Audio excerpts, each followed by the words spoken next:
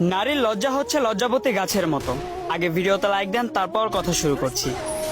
নারীর লজ্জা হচ্ছে লজ্জাবতী গাছের মতো, হাত লাগলেই শেষ, সেটা হোক স্বামীর হাত বা অন্য কোনো পুরুষের।